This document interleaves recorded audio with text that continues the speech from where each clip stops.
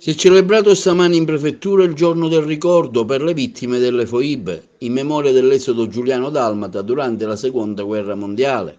L'iniziativa, voluta dal prefetto di Agrigento Dario Caputo, ha visto coinvolti diversi alunni degli istituti scolastici agrigentini, che hanno presentato brani musicali e poesie sul tema. L'evento è stato anche arricchito dalla testimonianza del professor Domenico Svettini, rimasto coinvolto nei tragici fatti, presenti all'incontro anche autorità civili e militari. Abbiamo organizzato questa celebrazione proprio in collaborazione con il dirigente scolastico provinciale per il grande interesse che i ragazzi riservano sempre a iniziative di questo tipo e che sono molto confortanti perché dimostrano la loro attenzione a problemi fondamentali come questo del ripudio della guerra e della violenza, che sono principi fondanti della nostra Costituzione. Professore Svettini, una testimonianza sulle foibe, una testimonianza che lei ha vissuto, diciamo, proprio sulla sua pelle e su quella dei suoi genitori. A proposito, i miei genitori hanno nel censimento che ci fu subito dopo la fine del conflitto dichiararono di voler rimanere cittadini italiani. Per questo motivo, per me e solo per me, è un fatto soggettivo, oltre ad essere una giornata del ricordo è anche una giornata dell'orgoglio italiano, di essere italiani. Professore Pino Crapanzano, al ritorno anche da Roma, dove è stato accolto anche dal Presidente della Repubblica per la celebrazione ufficiale della giornata.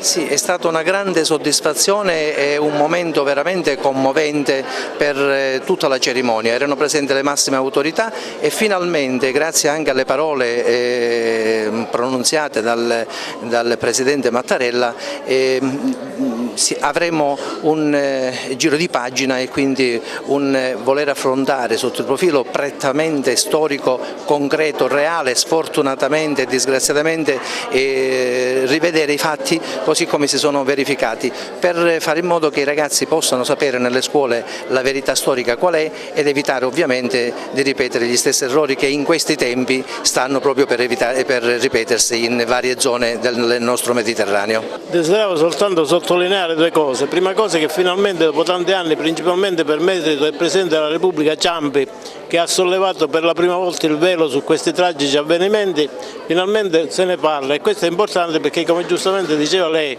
la cosa che bisogna fare maggiormente è quella di fare conoscere questi tristi avvenimenti nelle scuole.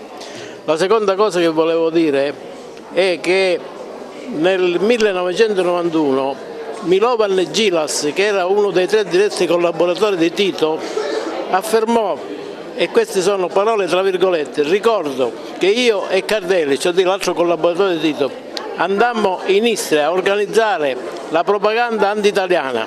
Si trattava di dimostrare agli alleati che quelle terre erano jugoslave e non italiane. Certo che non era vero, e il fatto che, ripeto, un collaboratore di Tito abbia detto che le stragi delle foibe sono state fatte proprio con metodi barbari, con metodi strani, va bene, dimostrava che quegli abitanti erano italiani, tanto è vero che dall'Istria sono scappati 350.000 italiani. Foibe, 10 febbraio, giorno del ricordo. Molto silenzio, addormito accanto a corpi inermi, ignoto sonno di morte. Anni su anni, tappeto di cuori occultati, gli uni sugli altri addormentati. Persecuzione di smorti affamati, torturati, infoibati, vivi e morti, ammassati a strapiombe in ambara carneficina.